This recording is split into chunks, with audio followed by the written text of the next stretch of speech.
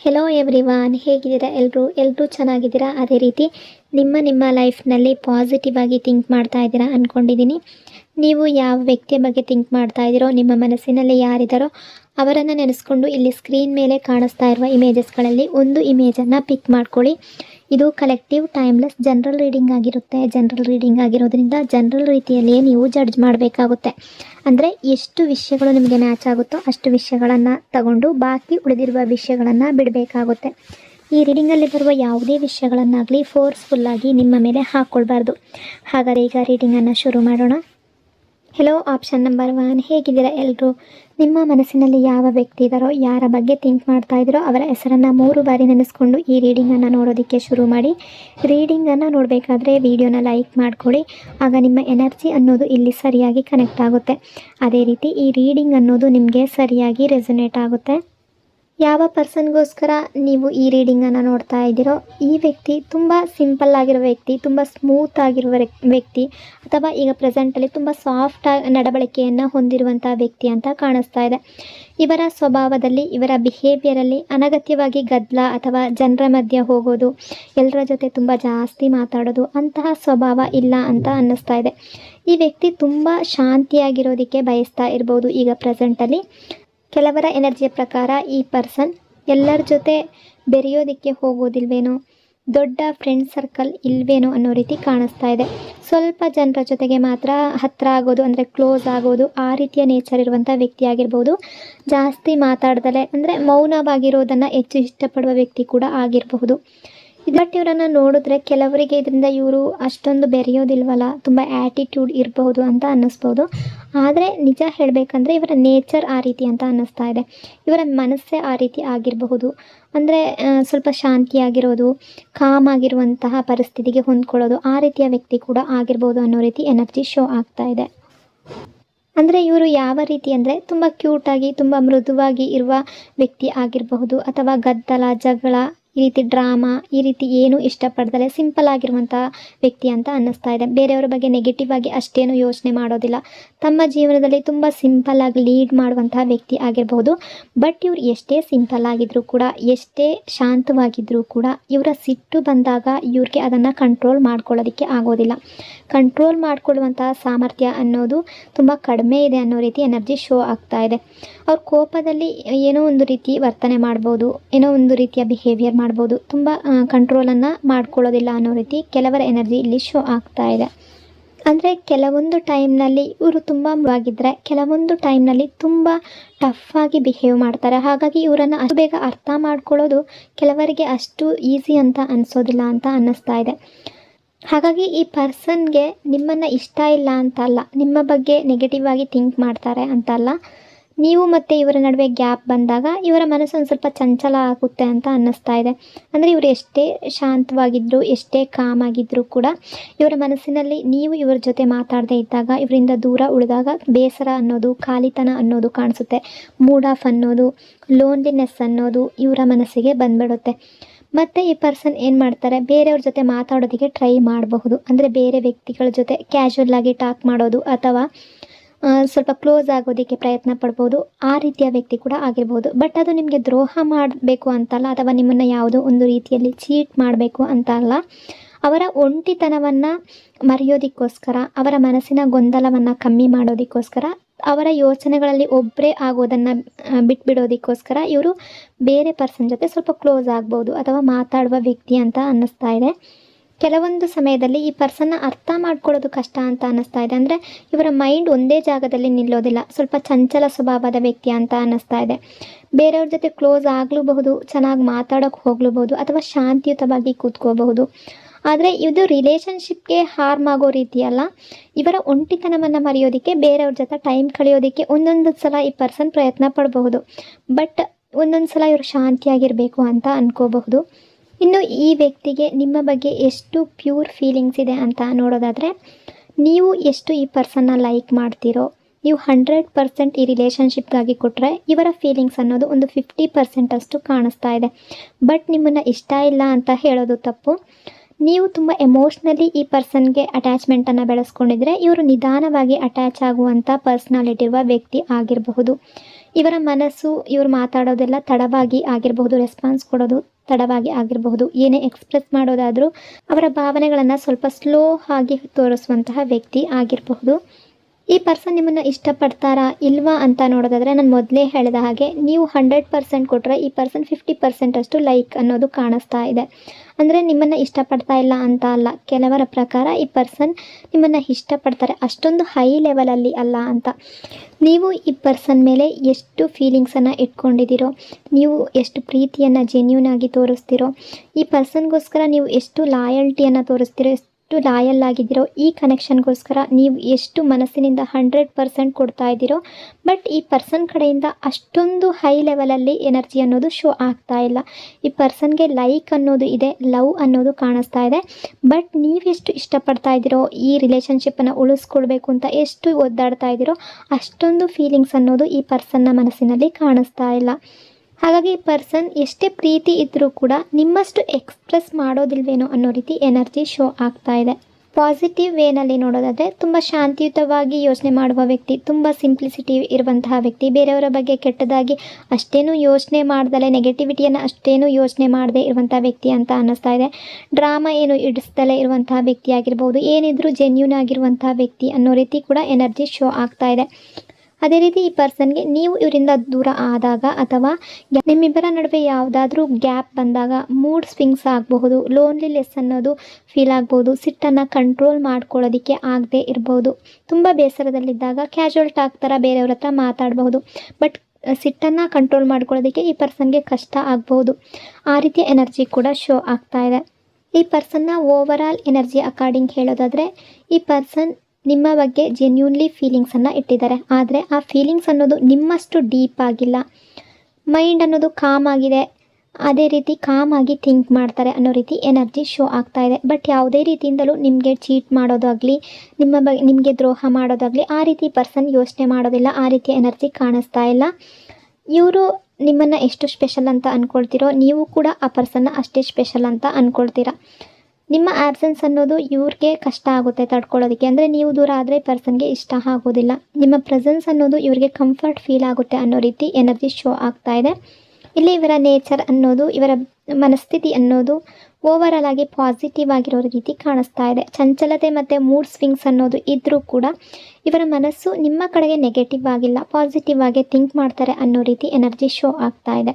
ನಿಮ್ಮ ಎನರ್ಜಿ ಅನ್ನೋದು ತುಂಬ ಪ್ಯೂರ್ ಆಗಿದೆ, ನಿಮ್ಮ ಫೀಲಿಂಗ್ಸ್ ಅನ್ನೋದು ತುಂಬ ಜೆನ್ಯೂನ್ ಆಗಿದೆ ಅನ್ನೋ ರೀತಿ ಎನರ್ಜಿ ಶೋ ಆಗ್ತಾ ಇದೆ. ಇವರ ಫೀಲಿಂಗ್ಸ್ ಅನ್ನೋದು ಸ್ಲೋ ಆಗಿದೆ ಬಟ್ ಸ್ಟೇಬಲ್ ಆಗಿದೆ. ನಿಮ್ಮ ವೈಬ್ ಅನ್ನೋದು ಇವರಿಗೆ ಸ್ಟೆಬಿಲಿಟಿಯನ್ನು ಕೊಡುತ್ತೆ. ಈ ಕನೆಕ್ಷನ್ ಅನ್ನೋದು ಡೀಪ್ ಆಗಿರಬೇಕು ಅಂತ ಅಂದ್ಕೊಳ್ತಾರೆ.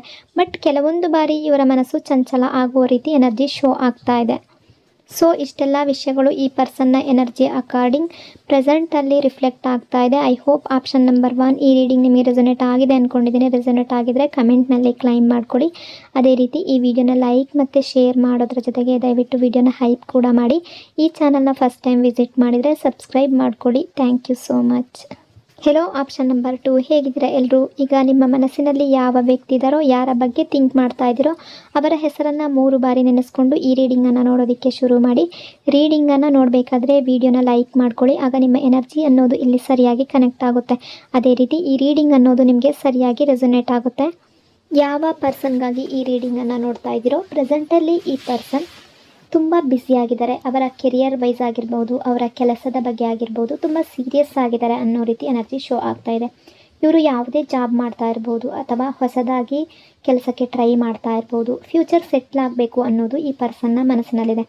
ಅಥವಾ ಲೈಫ್ನಲ್ಲಿ ಏನಾದರೂ ಅಚೀವ್ ಮಾಡಬೇಕು ಅನ್ನೋ ಟಾರ್ಗೆಟನ್ನು ಇಟ್ಕೊಂಡಿರಬಹುದು.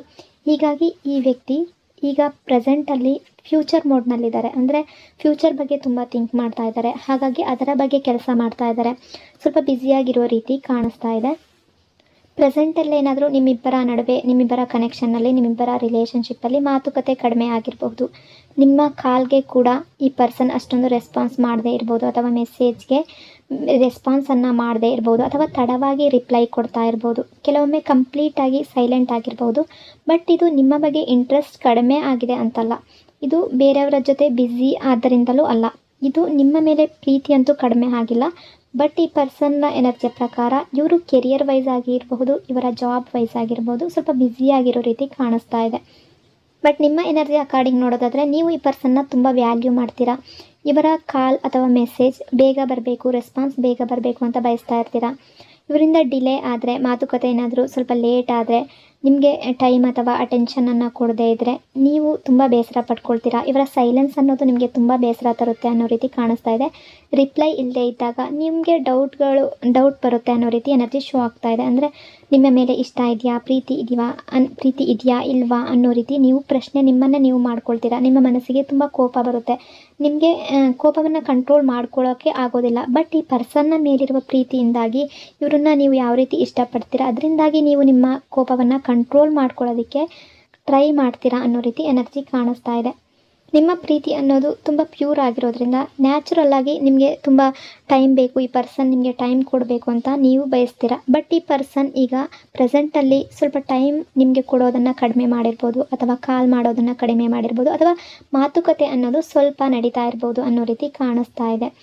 ಇದರಿಂದ ನೀವು ತುಂಬ ಬೇಸರ ಪಡ್ಕೊಳ್ತೀರಾ, ಕನ್ಫ್ಯೂಸ್ ಆಗ್ತೀರಾ, ಇನ್ಸೆಕ್ಯೂರಿಟಿ ಫೀಲ್ ಮಾಡ್ಕೊಳ್ತೀರಾ. ತುಂಬ ಸಲ ನಾನು ಮೊದಲೇ ಹೇಳಿದಾಗೆ ಸಿಟ್ಟು ಮಾಡ್ಕೊಳ್ತೀರಾ, ಸ್ಟ್ರೆಸ್ ಫೀಲ್ ಮಾಡ್ಕೊಳ್ತೀರಾ. ತುಂಬ ಕ್ವಶನ್ಗಳು ನಿಮ್ಮ ಮನಸ್ಸಿನಲ್ಲಿ ಬರುತ್ತೆ. ಅಂದರೆ ಯಾಕೆ ಈ ರೀತಿ ಮಾಡ್ತಾ ಇದ್ದಾರೆ, ನಿಮಗೆ ವ್ಯಾಲ್ಯೂ ಇಲ್ವಾ, ನಿಮ್ಮ ಫೀಲಿಂಗ್ಸ್ಗಳಿಗೆ ವ್ಯಾಲ್ಯೂ ಕೊಡ್ತಾ ಇಲ್ವಲ್ಲ ಅನ್ನೋ ರೀತಿ ಕೂಡ ನೀವು ಥಿಂಕ್ ಮಾಡ್ತೀರಾ. ಬಟ್ ಆ ರೀತಿ ಅಂತ ಅನ್ನಿಸ್ತಾ ಇಲ್ಲ. ಅಂದರೆ ಇವರ ಮನಸ್ಸಿನಲ್ಲಿ ನಿಮ್ಮ ಬಗ್ಗೆ ತುಂಬ ಪ್ರೀತಿ ಇದೆ ಅನ್ನೋ ರೀತಿ ಕಾಣಿಸ್ತಾ ಇದೆ. ಅಂದರೆ ಈ ರಿಲೇಷನ್ಶಿಪ್ ಅನ್ನೋದು ನಿಮಗೆ ತುಂಬ ಇಂಪಾರ್ಟೆನ್ಸ್ ಅಂತ ಅನ್ನಿಸ್ತಾ ಇದೆ. ಈ ರಿಲೇಷನ್ಶಿಪ್ಗಾಗಿ ನೀವು ತುಂಬ ಟ್ರೈ ಮಾಡ್ತೀರಾ. ಇವ್ರಿಗೆ ಕಾಲ್ ಮಾಡೋದು, ಮೆಸೇಜ್ ಮಾಡೋದು, ಇವರ ಅಟೆನ್ಷನನ್ನು ಪಡ್ಕೊಳ್ಳೋದಕ್ಕೆ ಟ್ರೈ ಮಾಡೋದು, ಸ್ವಲ್ಪ ಟೈಮ್ ಕೊಡಲಿ ಅಂತ ನೀವು ಅಂದ್ಕೊಳ್ಳೋದು, ಇದೆಲ್ಲವೂ ಮಾಮೂಲಾಗಿ ನಡೀತಾ ಇದೆ ಅಂತ ಅನ್ನಿಸ್ತಾ ಇದೆ. ಬಟ್ ತುಂಬಾ ಈ ರಿಲೇಷನ್ಶಿಪ್ಗಾಗಿ ಎಫರ್ಟ್ ಹಾಕ್ತಾ ಇದ್ದೀರಾ. ಬಟ್ ಇವರ ಕಡೆಯಿಂದ ಸೈಲೆಂಟ್ ಆಗಿದೆ ಅನ್ನೋ ರೀತಿ ಎನರ್ಜಿ ಶೋ ಆಗ್ತಾ ಇದೆ. ಇಲ್ಲಿ ಇವರ ಎನರ್ಜಿ ಅಕಾರ್ಡಿಂಗ್ ನೋಡೋದಾದರೆ ಇವರ ಫ್ಯೂಚರ್ ಬಗ್ಗೆ ಒಂದು ಸ್ಟ್ರಾಂಗ್ ಫೌಂಡೇಶನನ್ನು ಹಾಕಬೇಕು ಅಂತ ಅಂದ್ಕೊಳ್ತಿದ್ದಾರೆ. ಈ ಪರ್ಸನ್ಗೆ ನಿಮ್ಮ ಮೇಲೆ ಇಂಟ್ರೆಸ್ಟ್ ಇದೆ, ಲವ್ ಇದೆ, ಫೀಲಿಂಗ್ಸ್ ಇದೆ. ಬಟ್ ಇವರು ಯಾವುದೇ ರೀತಿಯಿಂದಲೂ ನಿಮ್ಮ ಜೊತೆ ಡ್ರಾಮಾ ಆಡ್ತಾ ಇಲ್ಲ. ಫೇಕ್ ಲವ್ ಅಲ್ಲ, ಆ ರೀತಿ ಫೇಕ್ ಲವ್ ಆಗಿ ಶೋ ಮಾಡ್ತಾ ಇಲ್ಲ. ತುಂಬ ಜೆನ್ಯೂನ್ ಆಗಿದ್ದಾರೆ, ತುಂಬ ಲಾಯಲ್ ಆಗಿದ್ದಾರೆ ಅಂತ ಅನ್ನಿಸ್ತಾ ಇದೆ. ಬಟ್ ಈ ಪರ್ಸನ್ಗೆ ಟೈಮ್ ಕೊಡೋದಕ್ಕೆ ಆಗ್ತಾ ಇಲ್ಲ ಅನ್ನೋ ರೀತಿ ಎನರ್ಜಿ ಶೋ ಆಗ್ತಾ ಇದೆ. ಇವರ ಮನಸ್ಸಿನಲ್ಲಿ ನೀವು ಪರ್ಮನೆಂಟ್ ಆಗಿದ್ದೀರಾ. ಲಾಂಗ್ ಟರ್ಮಲ್ಲಿ ನಿಮ್ಮಿಬ್ಬರ ರಿಲೇಷನ್ಶಿಪ್ ಅನ್ನೋದು ಇರಬೇಕು ಅಂತ ಈ ಪರ್ಸನ್ ಅಂದ್ಕೊಳ್ತಾರೆ. ಆ ರೀತಿಯ ಎನರ್ಜಿ ತುಂಬ ಕಾಣಿಸ್ತಾ ಇದೆ. ನಿಜವಾದ ಪ್ರೀತಿ ಅನ್ನೋದು, ಜೆನ್ಯೂನ್ ಆಗಿರುವ ಪ್ರೀತಿ ಅನ್ನೋದು ಇಲ್ಲಿ ಕಾಣಿಸ್ತಾ ಇದೆ. ಬಟ್ ಇವರ ಫೀಲಿಂಗ್ಸ್ ಅನ್ನೋದು ಅಥವಾ ಇವರ ಸೈಲೆನ್ಸ್ ಅನ್ನೋದು ಪ್ರೀತಿ ಇಲ್ಲ ಅನ್ನೋ ಅರ್ಥ ಅಲ್ಲ. ಒಂದೊಂದು ಸಲ ಇವರ ಸೈಲೆನ್ಸ್ ಅನ್ನೋದು ನಿಮಗೆ ರಿಪ್ಲೈ ಮಾಡಲಿಲ್ಲ ಅಂದರೆ ನೀವು ನಿಮ್ಮ ಬಗ್ಗೆ ಇಂಟ್ರೆಸ್ಟ್ ಇಲ್ಲ ಅಂತ ಅಂದ್ಕೊಳ್ಬೋದು. ಆ ಟೈಮ್ನಲ್ಲಿ ಇವರು ಬ್ಯುಸಿ ಆಗಿರಬಹುದು, ಅಥವಾ ಏನಾದರೂ ರೀಸನನ್ನು ಕೊಡಬಹುದು, ಅಥವಾ ನಿಮ್ಮ ಕಾಲನ್ನು ಪಿಕ್ ಮಾಡೋದಿಲ್ಲ ಅಂತ ನೀವು ಅಂದ್ಕೊಳ್ಬಹುದು. ಮಿಸ್ ಮಾಡ್ತಿಲ್ವೇನೋ, ನಿಮ್ಮನ್ನು ಮಿಸ್ಸಿಂಗ್ ಎನರ್ಜಿ ಇಲ್ವೇನೋ ಅನ್ನೋ ರೀತಿ ನೀವು ಅಂದ್ಕೋಬಹುದು. ಬಟ್ ಟ್ರುತ್ ಏನಂದರೆ ಇವರು ಸೈಲೆಂಟಲ್ಲಿದ್ದರೂ ಕೂಡ ಇವರ ಫ್ಯೂಚರ್ಗಾಗಿ ಇವರು ಬ್ಯುಸಿಯಾಗಿದ್ದಾರೆ ಅಂತ ಅನ್ನಿಸ್ತಾ ಇದೆ. ಕೆಲಸದ ಬಗ್ಗೆ ಆಗಿರ್ಬೋದು, ಅಥವಾ ಇವರ ಕೆರಿಯರ್ ಬಗ್ಗೆ ಆಗಿರ್ಬೋದು, ಇವರ ಸ್ಟಡಿ ಬಗ್ಗೆ ಆಗಿರ್ಬೋದು, ಏನೇ ಆಗಿರ್ಬೋದು, ಯಾವುದೋ ಒಂದು ವಿಷಯದಲ್ಲಿ ಅಚೀವ್ ಮಾಡಬೇಕು, ಮುಂದೆ ಲೈಫ್ನಲ್ಲಿ ಚೆನ್ನಾಗಿರಬೇಕು ಅಂತ ಯೋಚನೆ ಮಾಡ್ತಾ ಇರ್ಬೋದು. ಅದರ ಬಗ್ಗೆ ಇವರು ವರ್ಕ್ ಮಾಡ್ತಾ ಇರುವ ರೀತಿ ಎನರ್ಜಿ ಕಾಣಿಸ್ತಾ ಇದೆ. ಇನ್ನು ಈ ಪರ್ಸನ್ನ ಮನಸ್ಸಿನಲ್ಲಿ ನಿಮ್ಮ ಬಗ್ಗೆ ಯಾವ ಫೀಲಿಂಗ್ಸ್ ಇದೆ ಅಂತ ನೋಡೋದಾದರೆ ಇವರು ಜೆನ್ಯೂನ್ ಆಗಿದ್ದಾರೆ, ಲಾಯಲ್ ಆಗಿದ್ದಾರೆ, ಲಾಂಗ್ ಟರ್ಮ್ ಕನೆಕ್ಷನನ್ನು ಇಟ್ಕೋಬೇಕು ಅಂತ ಇದ್ದಾರೆ.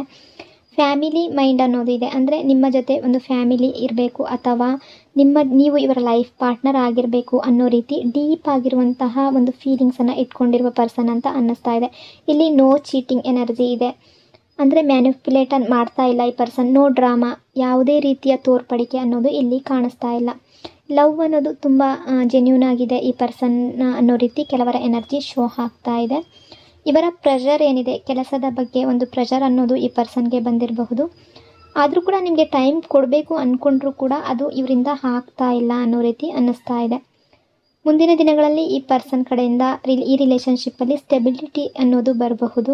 ಗ್ಯಾಪ್ ಅನ್ನೋದು ಕಡಿಮೆ ಆಗ್ಬೋದು. ಫ್ಯೂಚರ್ ಬಗ್ಗೆ ನಿಮ್ಮ ಜೊತೆ ಮಾತಾಡಬಹುದು. ಕಮಿಟ್ಮೆಂಟನ್ನು ಕೂಡ, ಕ್ಲಾರಿಟಿಯನ್ನು ಕೊಡುವ ಸಾಧ್ಯತೆ ತುಂಬ ಇದೆ ಅನ್ನೋ ರೀತಿ ಎನರ್ಜಿ ಶೋ ಆಗ್ತಾ ಇದೆ. ಇವರು ನಿಮ್ಮ ಬಗ್ಗೆ ತುಂಬ ಎಮೋಷ್ನಲಿ ಫೀಲಿಂಗ್ಸನ್ನು ಇಟ್ಕೊಂಡಿರಬಹುದು. ಈಗ ಎಕ್ಸ್ಪ್ರೆಸ್ ಮಾಡೋದಕ್ಕೆ ಟೈಮ್ ಸಿಗದೆ ಇರ್ಬೋದು. ತುಂಬ ಪ್ಯೂರ್ ಆಗಿರುವಂಥ ಹಾರ್ಟೆಡ್ ಇರುವಂಥ ಪರ್ಸನ್ ಆಗಿರ್ಬೋದು. ಅವರು ಅವರ ಬಗ್ಗೆ, ಅವರ ಕೆರಿಯರ್ ಬಗ್ಗೆ ಆ ರೀತಿ ಫೋಕಸ್ ಮಾಡ್ತಾ ಇದ್ದಾರೆ. ನಿಮ್ಮ ನೋವೇನಿದೆ, ನಿಮ್ಮ ಈ ಪರ್ಸನ್ಗೋಸ್ಕರ ನೀವು ಎಷ್ಟು ವ್ಯಾಲ್ಯೂಯನ್ನು ಕೊಡ್ತೀರಾ, ಇದೆಲ್ಲ ಈ ಪರ್ಸನ್ಗೆ ಗೊತ್ತಿದೆ. ನೀವು ಕೂಡ ತುಂಬ ಡೌಟ್ ಪಡ್ತಾ ಇರಬಹುದು. ಇವರ ಸೈಲೆನ್ಸನ್ನು ನೋಡಿ ನಿಮ್ಮ ಮನಸ್ಸಿನಲ್ಲಿ ತುಂಬ ಪ್ರಶ್ನೆಗಳು ಬರ್ತಾ ಇರಬಹುದು. ಬಟ್ ಈ ಪರ್ಸನ್ಗೆ ಈಗ ಟೈಮ್ ಕೊಡೋದಕ್ಕೆ ಸಾಧ್ಯ ಆಗದೇ ಇರುವ ಸಿಚುವೇಶನ್ ಕೂಡ ಆಗಿರಬಹುದು. ನಿಮ್ಮ ಪ್ರೀತಿ ಅನ್ನೋದು ನಿಜವಾಗಿದೆಯಾ ಅಂದರೆ ಹೌದು, ಖಂಡಿತ ನಿಜವಾಗಿದೆ ಅನ್ನೋ ರೀತಿ ಎನರ್ಜಿ ಕಾಣಿಸ್ತಾ ಇದೆ. ಲಾಯಲ್ಟಿ ಇದೆಯಾ ಅನ್ನೋದಾದರೆ 100% ಇದೆ ಅನ್ನೋ ರೀತಿ ಕಾಣಿಸ್ತಾ ಇದೆ. ಚೀಟಿಂಗ್ ಎನರ್ಜಿ ಇದೆಯಾ ಅಂದರೆ ಇಲ್ಲ ಅನ್ನೋ ರೀತಿ ಕಾಣಿಸ್ತಾ ಇದೆ. ನಿಮ್ಮ ಮತ್ತು ಇವರ ಕಾಂಟ್ಯಾಕ್ಟ್ನ ಯಾಕೆ ಕಡಿಮೆ ಆಗಿರಬಹುದು ಅಂದರೆ, ನಾನು ಮೊದಲೇ ಹೇಳಿದ ಹಾಗೆ ಕೆರಿಯರ್ ಪ್ರೆಷರಿಂದ ಆಗಿರಬಹುದು ಅಥವಾ ಜಾಬಲ್ಲಿ ಸ್ವಲ್ಪ ಬ್ಯುಸಿ ಇರ್ಬೋದು ಅನ್ನೋ ರೀತಿ ಎನರ್ಜಿ ಶೋ ಆಗ್ತಾ ಇದೆ.